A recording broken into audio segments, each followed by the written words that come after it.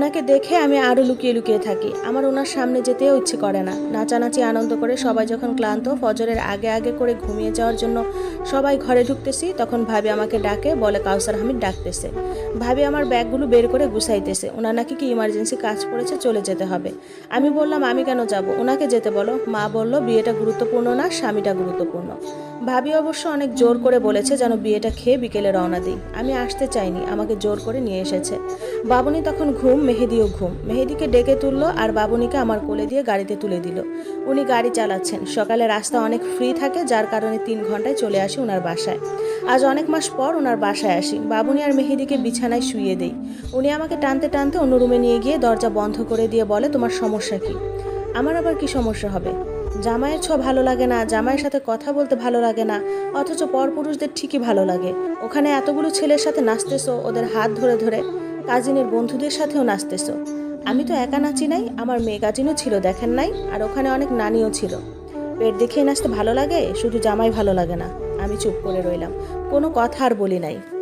তুমি এ ঘর থেকে একদম বের হবে না, বাবার বাড়িতেও যাবে না, আমার সাথে যাবে, আমার সাথে আসবে। আমি চুপচাপ দাঁড়িয়ে আছি, কোনো কথাই বলছি না। উনি আমার পেটে হাত দিলেন এবং জড়িয়ে ধরে মুখে চুমু খেতে লাগলেন।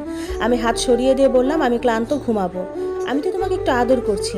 আমি ওনাকে দূরে সরিয়ে বলি, ঘুমাবো। রুম থেকে বের হওয়ার জন্য দরজা খুলতে যাব, এমন সময় উনি আমার চুল ধরে আমার গালে কয়েকটি চড় মেরে দিলেন। মারতে মারতে বলতে লাগলেন, আমি ধরলে তো ন্যাকামি বেড়ে যায়, নাটক বেড়ে যায় কেন? আমি কান্না করতে করতে বলি, আপনি আমাকে অযথা কেন মারছেন? তখন উনি বিছানার ঝাড়ু নিয়ে আমাকে আরও মারতে শুরু করেন। মারতে মারতে বলতে লাগলেন, আমার কথা শুনবি এখন থেকে? আমি মায়ের খাওয়ার ভয়ে বলে, হ্যাঁ শুনবো। কান্না করতে করতে বলি, আমাকে আর মাইরেন না। উনি তবুও থামছেন না। মারতে মারতে আবার বলে, বাচ্চা নিব তো? তুই বাচ্চা নিবি? আমিও বলি, হ্যাঁ নিব, আমাকে ছেড়ে দেন। জীবনেও আর কোথাও যাবি না, গেলে আমার সাথে যাবি, আমার সাথে আসবি। আমিও কাঁদতে কাঁদতে বলি।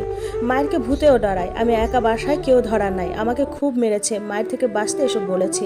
আমাকে মারা বন্ধ করে উনি রুমের লাইট বন্ধ করে নিজের জামাকাপড় খুলে ফেলেন এবং ওই অবস্থাতেই আমার সাথে শারীরিক সম্পর্ক করেন।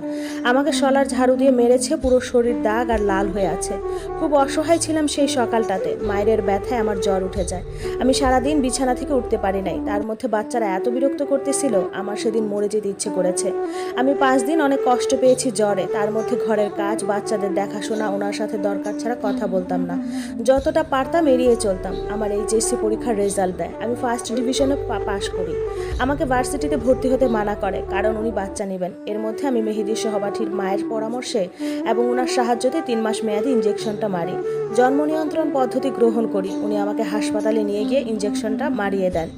আমি মেহেদীর স্কুলের নাম করে বের হই বাসা থেকে। উনি আমাকে কোনো রকমে ভর্তি হতে দিবেন না। আমি আমার ভাই ভাবি মাকেও বলি, কিন্তু লাভ হয় না।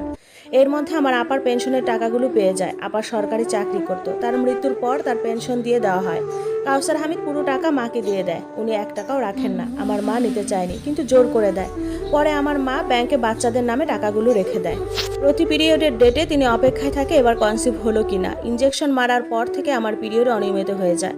এভাবে 4 মাস কাটার পর উনি গাইনি ডাক্তারের কাছে আমাকে নিয়ে গেলেন। ডাক্তার আমাকে কিছু টেস্ট আর কনসিভ করার ওষুধ লিখে দেয়। আমি বলি, টেস্ট করেন না এখন, আগে 1 মাস ওষুধ খেয়ে দেখি। আমি ওষুধ মুখে নিতাম, কিন্তু খেতাম না, ফেলে দিতাম। এর মধ্যে আমার মা মারা যায়। আমি অনেক বেশি ভেঙে পড়ি। বাচ্চার চিন্তা ততদিনে একটু উনি অফ রেখেছেন। মা মারা যাওয়ার পর থেকে এতটাই ভেঙে পড়েছি, বলার মতো না। ওখানে 15 দিন থাকার পর উনি আবার বাসায় নিয়ে আসেন।